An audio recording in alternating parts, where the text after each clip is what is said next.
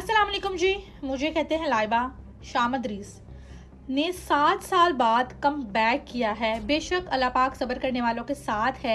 शाम अदरीस जो कि पाकिस्तान के सबसे पहले फैमिली व्लॉगर थे और यूट्यूब पर सबसे पहले फैमिली व्लॉगिंग भी उन्होंने शुरू की। वो अपनी फैमिली व्लॉगिंग से लोगों को इंटरटेन करते थे। शाम अदरीस की एक वीडियो ने एक ही दिन में डकी भाई के 7 लाख सब्सक्राइबर्स गिरा दिए हैं। अब आप सब लोग सोच रहे होंगे कि इस सब में डकी भाई का क्या लेना देना है। आज से 7 साल पहले डकी भाई रोस्टिंग किया करते थे और उन्होंने अपनी इस रोस्टिंग का निशाना शाम अदरीस को भी बनाया। उन्होंने शाम अदरीस की फैमिली व्लॉगिंग के बारे में बेहद बेहुदा और नाजेबाना बातें अपनी रोस्टिंग में की। शाम अदरीस को इस चीज़ पे ट्रोल किया। बहुत ही वाहियात अल्फाज उनकी बीवी के लिए, उनकी फैमिली के लिए इस्तेमाल किए।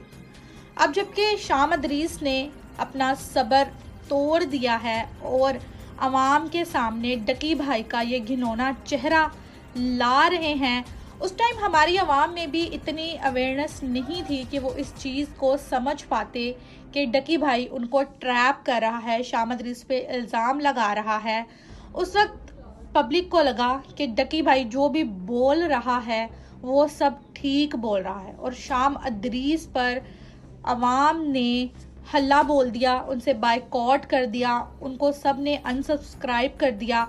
अच्छा जी, अब बात करते हैं शाम अदरीस के कम बैक की कि शाम अदरीस ने कम बैक किया और डकी भाई की सारी बातें, सारी पोलें खोल दी। अब पब्लिक जो है वो डकी भाई को अनसब्सक्राइब करने लग गई है। बात ये है कि हमारी आवाम को अभी तक इस चीज़ का नहीं पता कि कौन बंदा राइट पर है और कौन नहीं। मेरा आप सबसे एक सवाल है कि अगर आप में से कोई फैमिली व्लॉगिंग कर रहा हो और आपकी फैमिली को, स्पेशली आपकी वाइफ को कोई बुरा भला कहे या उसके खिलाफ गंदी गलीज बातें करे तो आप सबको कैसा लगेगा।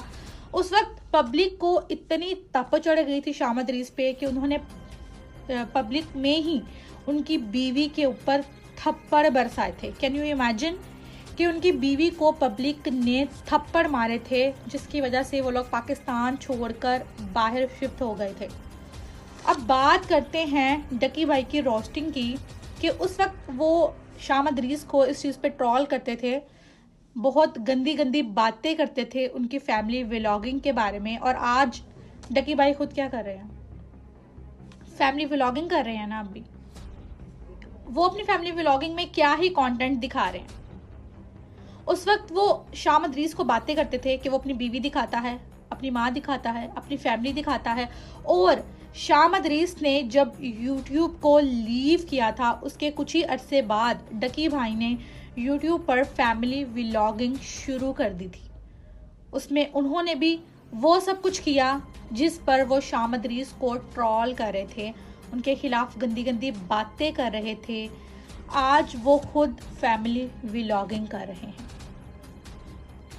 और इसके बाद अगर बात कर ली जाए, कुछ दिन पहले जो इन्होंने फेक कोर्सेज का प्रोग्राम शुरू किया था, उसमें डकी भाई ने क्या किया जी। अगर तलहा व्यूज़ ने उनको एक्सपोज किया तो उन्होंने तलहा व्यूज़ पर ही हल्ला बोल दिया। मगर तलहा व्यूज़ जो है वो अब इस चीज़ से पीछे नहीं हट रहे। उन्होंने वो बोल रहे हैं अपनी वीडियोस में कि अगर अब मैंने इस चीज़ का पंगा लिया है या इस चीज़ को एक्सपोज किया है तो मैं शेर के बच्चे की तरह खड़ा होकर अब इस चीज़ का मुकाबला करूँगा, जो होगी वो देखी जाएगी। अब डकी भाई खुद जो कि फैमिली व्लॉगिंग कर रहे हैं और वो क्या कर रहे हैं अपनी फैमिली व्लॉगिंग में, नाचती हुई अपनी बीवी, माँ, बहन सब दिखा रहे हैं, जिस पर शाम अदरीस के साथ उन्होंने इतना बुरा सलूक किया। शाम अदरीस के दोस्तों को इस चीज़ में मुलव्वस करके उनके खिलाफ बातें की। अब जबकि सब कुछ ठीक हो रहा है, 7 साल के बाद शाम अदरीस ने जब हाल ही में इसके बारे में वीडियो बनाई तो उन्होंने अपने तमाम उन दोस्तों को इकट्ठा किया जो कि उनके खिलाफ उस वक्त बोल रहे थे और उनसे सब सच उगलवाया है। अब जबकि असलियत सबके सामने आ चुकी है तो डकी भाई का जो है वो चैनल बहुत ही नीचे जा रहा है और डकी भाई ने तो अपना कमेंट सेक्शन भी बंद कर दिया है। सो प्लीज़ अच्छे और बुरे के बारे में जानना सीख ले। जो चीज़ आपको ठीक लगे, ये नहीं कि एक बंदे ने कुछ बोला है तो आप उसके पीछे पड़ गए हैं, उसके पीछे लग गए हैं, किसी ने किसी के खिलाफ कुछ बोला है तो आप उसी चीज़ को लेकर उसके पीछे पड़ गए हैं। तो खुदारा थोड़ी सी नॉलेज रख लिया करें, किसी भी चीज़ को बोलने से पहले उसके बारे में रिसर्च कर लिया करें, फिर आकर उस पर एक्शन दिया करें। अब आप सबको क्या करना है जी, बाइकॉट डकी भाई, बाइकॉट डकी भाई, और जो कि अपनी अब बीवियां बहनें और ये सब चीज़ें दिखा रहा है।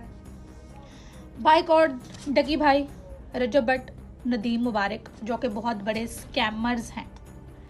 और आप सब इस बारे में क्या राय रखते हैं, मुझे कमेंट सेक्शन में लाजमी बताइएगा।